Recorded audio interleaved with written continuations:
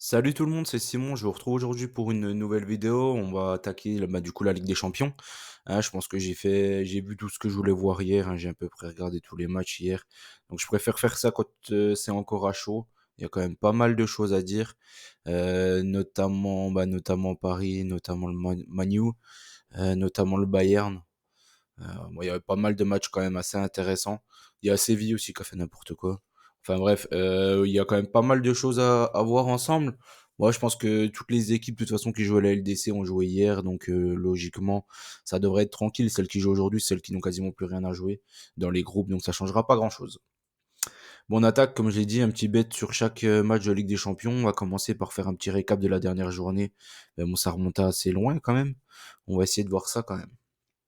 Bon, là, c'est les bêtes du mardi. Le mardi, c'était imperfect. Le Young Boys, juste le Young Boys, j'avais mis all over 2 et on a été remboursé. Bon, c'est pas très très grave. Paris, ben, on s'en est super bien sorti grâce à un penalty totalement bidon et inventé. Bon, ça nous a bien arrangé pour le coup. Mais bon, franchement, pour les fans de Newcastle et pour les joueurs de Newcastle, franchement, ça doit être vraiment très très dur ça à avaler de quasiment être éliminé de la LDC à cause de ça. Franchement, c'est dramatique. Man City contre Leipzig, bon, ça, ils ont fait une remontada. C'était un beau match. Feyenoord Atlético, l'over 2 est passé facilement, tout comme à Barcelone, avec un score exact qui plus est. Milan Dortmund, l'handicap est passé, ils ont même gagné du côté du Milan. Le Shakhtar en Dronobet est passé aussi. Ils ont gagné 1-0. Moi, il n'y avait pas grand chose à dire. Si, ils ont fait deux barres et tout. J'avais tenté l'over 1,5 en plus. J'étais un peu deg. Mais voilà, la Lazio a gagné sur deux buts en fin de match de Ciro Immobilier après son entrée. Bon, bref, comme d'hab, la Lazio, ils font pas grand chose. Après, le mercredi, c'était bien plus dur, bien plus dur. Séville ou nul n'est pas passé contre le PSV alors qu'il menait 2-0. C'est assez dingue. Ils ont pris un rouge chez Ocampos qui se prend un rouge et après, du coup, le PSV en a bien à profiter. Galatasaray contre Manu, l'over 2, bon là on s'en est, enfin c'est passé plus que largement. Arsenal, on va pas en reparler. Je pense que c'est passé plus que largement aussi. Le Bayern, ils ont fait 0-0 contre Copenhague. Ils ont pas eu beaucoup d'occasions, mais après ils étaient quand même arbitrés par Stéphanie Frappard, donc on va leur pardonner. Un peu comme le match de Montpellier-Lens, hein. Il y avait clairement un penalty minimum pour Montpellier. Mais bon, hein, on connaît, on sait pourquoi elle est là au haut niveau et on va pas lui en vouloir. En tout cas, c'est pas pour ses qualités d'arbitre. Braga contre l'Union de Berlin, l'over 1,5. Ouais, c'est passé assez vite aussi dans le match, c'était pas trop dur. Le Real, l'over très vite dans le match aussi. Il a même eu 6 buts, hein, donc c'était plus que large. Et la Sociedad, bah, du coup, bah, j'ai voulu prendre un risque, et mal m'en a pris. C'était un peu comme le match de l'Inter, du coup. C'est le même groupe, ils ont fait les deux un nul. Et par contre, la Sociedad, à la fin, ils ont quand même fait jouer pas mal de titulaires. Ils ont eu pas mal d'occasions. Que l'Inter vraiment, c'était l'équipe bis, hein. Attendez de voir les compos des matchs, que ce soit l'un comme l'autre, ils avaient fait tourner. Donc, je pouvais pas le deviner. Et ils ont bien tout misé sur le dernier match, du coup, qui se déroulera mardi ou mercredi. Ouais, je sais plus. Mardi ou mercredi, du côté de l'Inter, du coup. Sur les trois compétitions européennes, du coup, ça fait 46 bêtes, 37 gagnants, 9 perdus. Donc, c'était encore une excellente session de compétition européenne. Les résultats étaient juste magnifiques. On attaque maintenant. On va faire déjà un point sur les classements, etc. Et on va partir sur le groupe A maintenant. Le groupe A, c'est celui du Bayern. Le Bayern est déjà qualifié, bien évidemment. Copenhague, Galatasaray et Manchester United, ils sont les trois à un point. Il n'y a plus qu'une place, quoi. Il n'y a plus qu'une place, c'est une place pour la Ligue Europa. Manu, ils sont vraiment mal en point, du coup, parce que finalement, même s'ils gagnent contre le Bayern, il va falloir espérer qu'entre Copenhague et Galatasaray, il n'y ait pas de vainqueur. Donc au final, ils ont vraiment pas du tout leur destin entre leurs mains. Ça va être très, très, très compliqué pour eux. Mais après, d'un côté, j'ai envie de dire, qui gagne leur match contre le Bayern, qui soient reversés en Ligue Europa, c'est un peu plus de leur niveau quand même. On voit bien que Manchester cette saison, ils sont vraiment pas bons. Et voilà, ça sert à rien d'aller en Ligue des Champions pour faire acte de présence et se faire éliminer en huitième.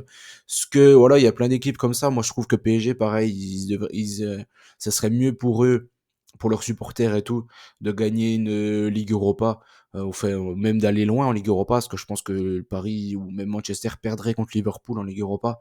Mais c'est beaucoup mieux d'aller faire une finale de Ligue Europa, je pense, que de se faire éliminer en huitième de Ligue des Champions. Allez hop, on attaque. Premier match, du coup, c'est Manchester contre le Bayern. Bon là, du coup, il y a Manchester qui va jouer sa vie et Bayern qui vont rien jouer. Mais le problème, c'est que le Bayern, ce week-end, ils se sont pris une bonne petite tôle du côté de Francfort, qui nous a mis pas mal dedans quand même, mine de rien. Donc là, ça m'étonnerait qu'ils se prennent deux triquets d'affilée. Mais, quand même, je pense que l'enjeu et la pression sera clairement du côté de Manchester. On a bien vu, ils ont fait l'impasse contre Bournemouth, ils ont pas joué, je sais même pas pourquoi ils sont venus sur le terrain. Ils auraient dû faire forfait, ils auraient pris 3-0 pareil, hein. Donc ça sert à rien de venir se présenter et de se fatiguer un petit peu et de risquer des blessures. Franchement, un petit forfait, là, ça leur aurait pas fait de mal, j'imagine. Le Bayern, comme je l'ai dit, même s'il joue rien, je trouve que la défense de Manchester est naze. Même si voilà, là il y a eu un petit regain de forme, etc. Là ils ont repris l'eau une nouvelle fois. Mais et puis même dans tous les matchs, au final, ils prennent beaucoup, enfin ils concèdent énormément d'occasions. Même si c'était contre Everton, ils avaient eu énormément d'occasions contre eux. Enfin bref, il y a plein de matchs comme ça. Donc je pense que mine de rien, le Bayern va minimum marquer ici. Et le Manchester, clairement, devant leur public et tout. Je pense qu'il y aura beaucoup d'envie et tout. Ils vont à minimum marquer aussi. J'ai pas pris le BTTS, je sais pas pourquoi. Mais j'ai pris un over de but. Je pense que la cote, elle est un peu plus faible. Mais elle est un peu plus sûre, on va dire. Parce que de toute façon, dans tous les cas, il y aura au moins 2 buts dans ce match-là. Ça ne peut pas terminer. Un partout, j'ai du mal à y croire. Parce que Manchester, ils vont être obligés de se découvrir pour chercher la victoire. Et le 0-0, j'y crois pas une seule seconde. Le 1-0, j'y crois encore moins. Donc là, c'est vraiment minimum, il y aura 2 buts. Il y aura minimum 2-1 de n'importe quel sens. J'ai pas voulu partir sur un Manchester parce que je me dis que même si eux, ils ont la pression, etc., ils se doivent absolument de gagner. Que Bayern, ils vont venir là un peu en touriste. Je pense que ça reste un gros match. Le Bayern, ils aiment pas se prendre des tôles un peu partout. Euh, Ils vont quand même être motivés et encore plus après la défaite contre Francfort. Copenhague contre Galatasaray. Bon là, c'est plus dur. Là, ici, c'est plus dur. Tout simplement, ils ont les deux le même nombre de points. Et clairement, l'équipe qui gagne, elle sera en huitième. Donc là, je sais pas trop. Je vais faire à peu près comme le match aller. Je me souviens bien, il y a Galatasaray qui a vraiment surdominé le match. Mais Copenhague, en début de seconde mi-temps, ils ont pas mal poussé. Ils ont eu 2 occasions de but. Il y avait Lyon aussi, je crois, si je dis pas de bêtises, qui a marqué en plus. Là, je me dis que dans tous les cas, Copenhague devant son public, ils ont marqué contre Manchester, ils ont marqué contre le Bayern. Ils sont pas favoris des cotes et des bookmakers. Donc ici, je les ai mis Copenhague marque, tout simplement. Et je suis parti sur un nul, mais en fait, le résultat, je ne sais pas trop. Ça ne m'étonnerait pas trop au final que Manchester se qualifie sur un coup de Trafalgar comme ça, que les équipes elles arrivent pas à se départager dans le deuxième match. Ça ne m'étonnerait pas plus que ça. Je suis pas sûr qu'il y ait vraiment une équipe bien plus forte que l'autre entre Copenhague et Galatasaray. Donc je pars sur ça. Après, on verra. Dans tous les cas, je vois Copenhague au moins marqué dans ce match-là. Maintenant, on va attaquer le groupe B. Le groupe B, c'est le groupe de Lens. Le groupe de Lens qui jouera le FC Séville. Le FC Séville bien habitué de la Ligue Europa. Donc c'est bien ça qui me fait peur, moi, dans ce match-là. Le PSV contre Arsenal derrière, un match pour du beurre qui ne sert strictement à rien. On sait déjà l'emplacement des deux premiers. Arsenal finira premier, le PSV deuxième. Après, il y a juste la dernière place, maintenant qui reste à être départagée entre Lens et Séville. Entre Lens et Séville, Lens qui aura juste besoin d'un match nul pour assurer cette place-là. Mais Lens, ils ont super bien commencé le groupe, ils n'arrivent plus à rien. Donc là, ici, moi, j'ai pas voulu vraiment partir sur un vainqueur, même si je vois Séville, comme je le dis depuis tout, en fait, depuis un petit moment maintenant. Je pense que Séville va faire le coup de se qualifier en Ligue Europa, qui est sa compétition, du côté de Bollard. Mais j'ai pas trop voulu partir sur ça parce que Séville, ces derniers temps, vraiment, ils nous montrent que ça peut partir vraiment en free fight. Ils se prennent un rouge quasiment tous les 2 matchs. Et ils se prennent des buts tous les matchs. Là encore hier contre Mallorca, ils ont réussi à ne pas marquer un but. Après Lens, ils ont pas réussi à marquer contre Montpellier, donc c'est à peu près pareil, hein, on va dire. Mais enfin Montpellier, Mallorca, je sais pas c'est quoi la pire équipe. Actuellement, en tout cas, je ne sais pas trop. Et donc du coup là je sais pas trop concernant le vainqueur. J'ai préféré prendre un over parce que dans tous les cas le Séville va être obligé de se découvrir. Après si Séville il joue comme les 60 premières minutes contre le PSV, ils gagneront ce match-là. Si Séville joue comme le match aller contre le PSV, ils gagneront ce match-là. Si Séville joue comme contre Arsenal à la maison, ils gagneront ce match-là aussi. Mais quel Séville on aura, on sait pas. Donc j'ai préféré prendre un over 1,5 ici. J'ai pris l'over 1,5 but. sur ce match-là. Et je vois Séville gagner. Je vais rester dans mon idée de base. Je pense que Séville se qualifiera pour la Ligue Europa, qui est sa compétition. C'est le plus gros, enfin c'est celui qui gagne le plus souvent la compétition, bien évidemment. Ensuite, le match après, c'est le PSV contre Arsenal. C'est dur. Pourquoi? Parce que c'est un match pour du beurre. C'est un match qui sert à rien. Sauf une chose. Le PSV sont pris vraiment une bonne petite triquée à l'aller à Arsenal. Donc, à mon avis, ils l'ont quand même derrière la tête, celle-ci. Et ils vont avoir à cœur devant leur public, mine de rien, un match de Ligue des Champions devant son public. On sait très bien qu'en Hollande, il y a une grosse ferveur, une grosse ambiance et tout. Donc là, ici, je vois un avantage PSV sur ce match-là. J'ai pas pris la victoire ou le nul, etc. J'ai juste pris en mode il marque un but. Voilà. PSV marque au moins un but. Sur ce match-là contre Arsenal, parce que je sais pas trop. Après, s'ils perdent au final le match contre Arsenal, pourquoi pas?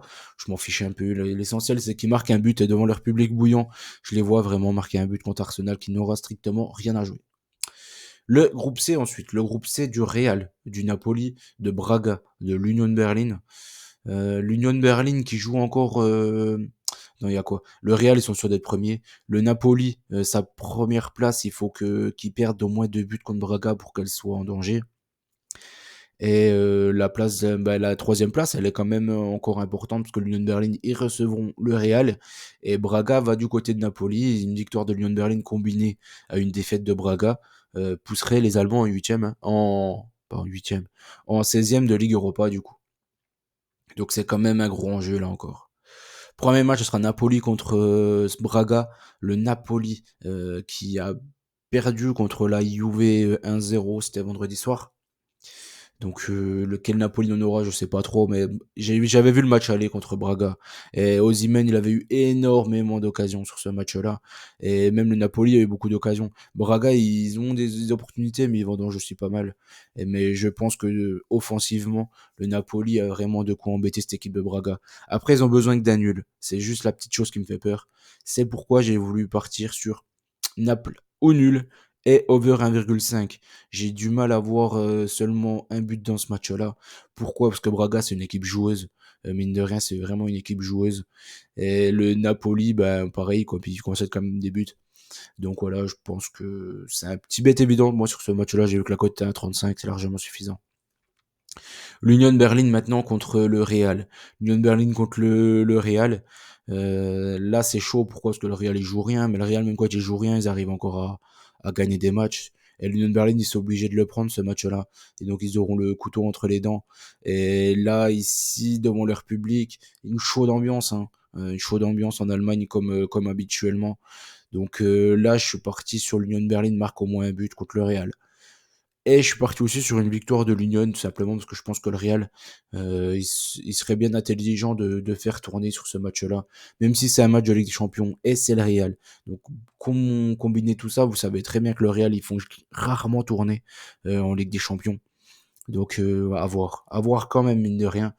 Mais l'Union, il devrait quand même à minima marquer un but, j'imagine, sur ce match-là. Surtout qu'ils ont mis un peu la tête à l'endroit contre Gladbach. Contre Gladbach, ils ont gagné 3-1 ce week-end. Donc voilà, je le vois comme ça. Le groupe D ensuite, la Sociedad, l'Inter, Salzbourg et le Benfica. Donc là, du coup, il y a les deux premiers qui vont se partager la première place. Du coup, ça sera l'Inter à la maison qui recevra la Sociedad. Ils seront obligés de gagner pour être premiers. Et Salzbourg, Benfica, il faut que le Benfica, si je dis pas de bêtises, gagne d'au moins 2 buts son match à Salzbourg pour passer devant eux. Donc ça va être un peu compliqué. Ça va être le premier match quand même qui va nous intéresser, ça va être ça. Salzbourg contre le Benfica. Benfica, ils vont être obligés de jouer l'attaque, clairement. Ici, ils doivent gagner de 2 buts. Donc ici, je vois des buts, forcément, hein. Ça va être une obligation sur ce match-là. Je suis parti carrément sur un over de 5. J'ai pas pris l'over 1,5. Après, prenez-le pour, entre guillemets, assurer. Mais là, je suis parti carrément sur un over de 5 et j'ai pris un avantage Benfica, mais là, pareil, je me mouillerai pas plus que ça. Je ne sais pas trop, je crois que le Benfica cette saison ils sont pas bons, donc surtout défensivement. Et Salzbourg ils sont pas si mal que ça et ils ont le temps de voir venir sur ce match-là. Donc ils vont les prendre en contre-attaque. Pourquoi pas prendre un over aussi en deuxième mi-temps? Logiquement, ça devrait vraiment se décanter car voilà, ils vont être obligés de se livrer le Benfica tout simplement. Le match après, c'est l'Inter contre la Sociedad. Bon là, c'est difficile pour moi parce que pour moi, l'Inter, c'est un de mes favoris pour la Ligue des Champions. Je pense que je les vois top 3 favoris moi pour la Ligue des Champions cette saison. Et la Sociedad, c'est un coup de cœur de cette saison. C'est un coup de cœur, ils jouent super bien en foot et tout. Je me rappelle du match aller, la Sociedad qui a vraiment écrasé cette équipe de l'Inter pendant 70 minutes, avant de ne plus voir le jour. Les 20 dernières minutes, ils auraient même pu perdre contre l'Inter. Là, ici, je vais rester sur quoi? Sur mon favori de la LDC. Pourquoi? Car je les trouve tout simplement monstrueux, en fait, l'Inter. Je trouve qu'ils sont vraiment trop sous-cotés, et ils sont tout simplement monstrueux.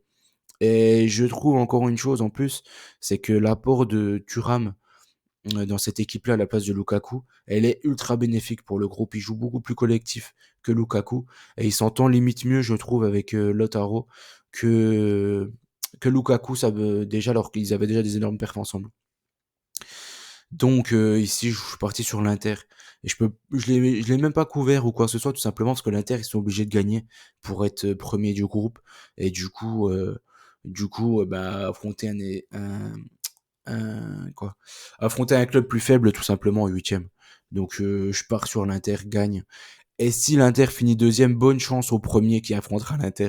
Vraiment, je vous souhaite bonne chance parce que c'est une équipe trop dure à jouer, trop dur à jouer. Donc vraiment bonne chance à cette équipe qui affrontera l'Inter en huitième. Le groupe E ensuite, le groupe E c'est de l'Atlético, la Lazio, Feyenoord et le Celtic. Bon, la troisième, quatrième place c'est acté. Et l'Atlético a besoin d'un nul contre la Lazio pour assurer sa première place. Là c'est pareil, l'équipe qui va jouer l'Atlético en huitième, bonne chance. Ils vont pourrir le jeu, etc. Donc là vraiment bonne chance aussi à celle-ci.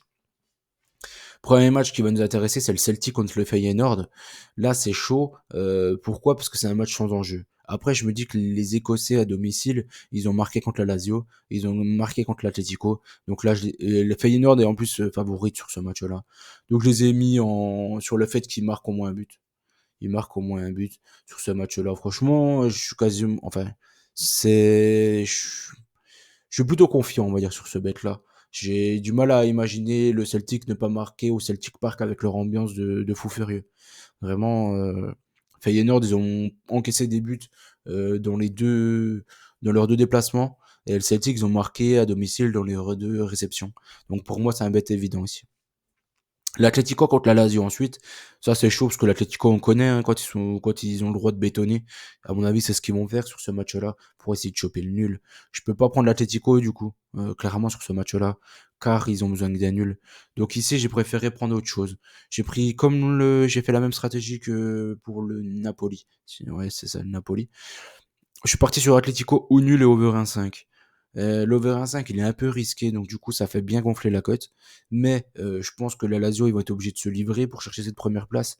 Même si on voit quand même en championnat qu'il gagne pas mal de matchs 1-0. Là ici je vois pas du tout l'Atlético perdre 1-0. Donc je pense que forcément il va être obligé de se livrer la Lazio. Le groupe F ensuite, c'est le groupe du PSG, Dortmund, PSG, Newcastle, Milan. Là, c'est super chaud. C'est peut-être le groupe le plus dur après voir les résultats parce que ça part vraiment dans tous les sens. C'est du grand n'importe quoi depuis le début de ce groupe-là. On va essayer quand même de voir ça d'un peu plus près. Dortmund premier, alors qu'ils ont vraiment peut-être l'effectif le plus faible des quatre. C'est assez dingue. Le PSG, deuxième, alors qu'ils ont vraiment l'effectif le plus fort des quatre. Je pense que Newcastle, tu leur enlèves Guimarães, et il joue pas le top 4 de PL. Je pense que c'est vraiment lui avec Joe Ellington, le noyau très très dur de cette équipe de Newcastle.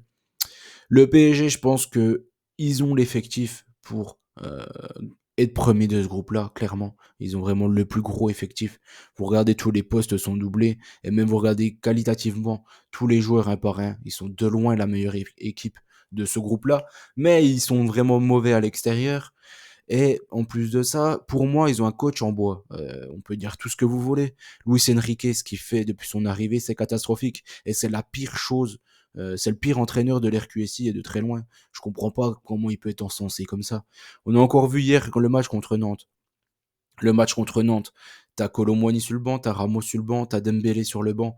Tu fais 1-1 1-1 contre Nantes et tu prends même pas la décision de faire entrer un neuf avant la 80e. Mais en fait, c'est dramatique, je me demande ce qui lui passe par la tête. Et je pense que tout le monde a vu le match, hein, contre Nantes. Mbappé en neuf, c'est pas possible. Il sert à rien en neuf, strictement à rien. Donc au bout d'un moment, faut ouvrir les yeux. Tu le remets, le seul qui a apporté un peu de percussion et tout, c'est comment il s'appelle? C'est Barcola. D'ailleurs, c'est lui qui marque le premier but.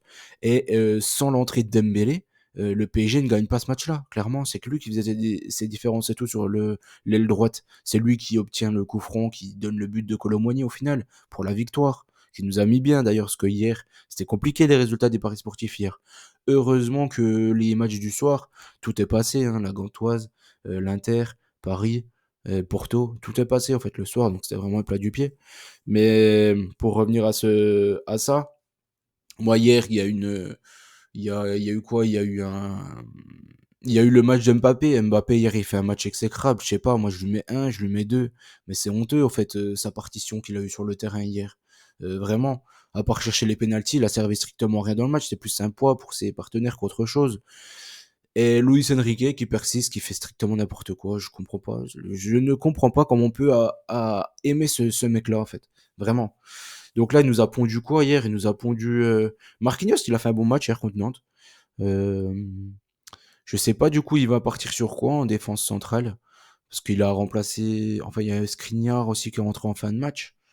Donc il y a Danilo qui a fait un bon match, donc je sais pas si ça va être Danilo, Skriniar avec Marquis. Faudra voir ça. Au milieu de terrain, il a donné un peu de minutes à Warren Zaïre-Emery, j'imagine, c'est pour être titulaire contre Dortmund. Euh, il y a eu quoi? Il y a Kolo Muani qui est rentré en fin de match, je sais pas s'il va être titulaire là, ce match-là. Faudra voir. Mais si Mbappé il est en neuf tout seul, il va servir encore à rien. Donc qui va apporter de la percussion? Certainement il va mettre Barcola encore une fois, je sais pas. Mais à voir. À voir, à voir. Ce match-là enfin, il va être très très dur. On y revient après, on va commencer par le match de Newcastle-Milan. Newcastle-Milan, eux, c'est simple, ils vont se battre pour une place qualificative pour l'Europe cette saison. Ils ont les deux 5 points. Newcastle, on voit clairement que le penalty inventé à la dernière minute contre Paris leur fait très mal, parce qu'au final, ils peuvent tout perdre sur cette journée-là, alors qu'ils auraient pu être deuxième tranquillou. Donc ça leur fait mal, hein, franchement c'est moche hein, de terminer comme ça ce groupe-là. Mais bon, Newcastle contre Milan, moi j'ai du mal à voir qui est vraiment favori. Je trouve que Newcastle, ils jouent toujours avec le même effectif. Après Newcastle, ils sont à domicile. Ils ont des bonnes perfs à domicile quand même.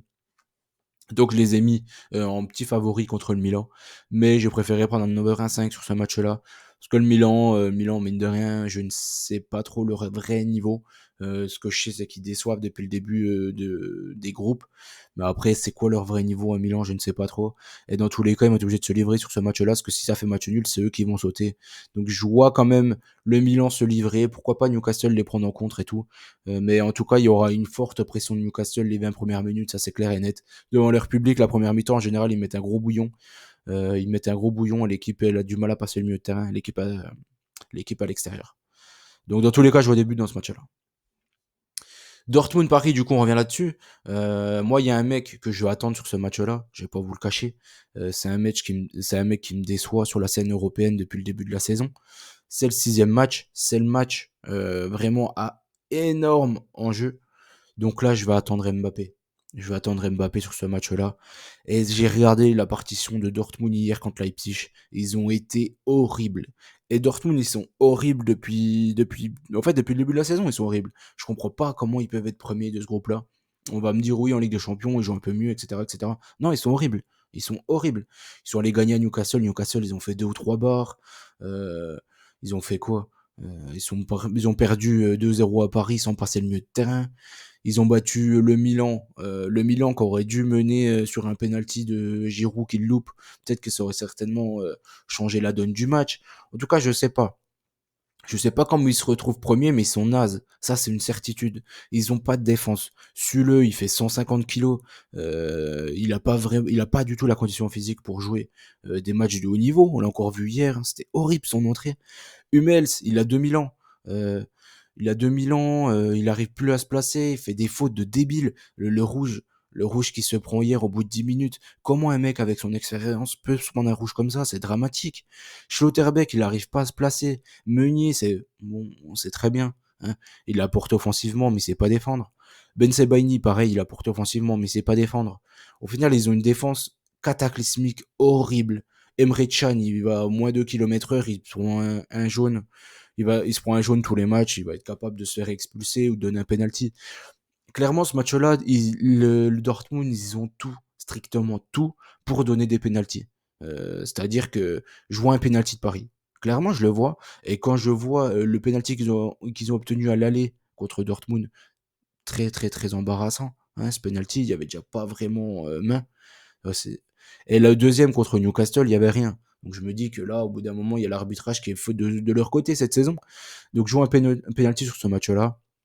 Et dans tous les cas, je vois Mbappé s'amuser contre cette équipe-là. Et si Mbappé ne s'amuse pas contre cette défense de Dortmund, on va me dire oui, c'est un jeu collectif, etc., etc. Non. En fait, au bout d'un moment, quand t'es le meilleur, tu t'amuses contre eux.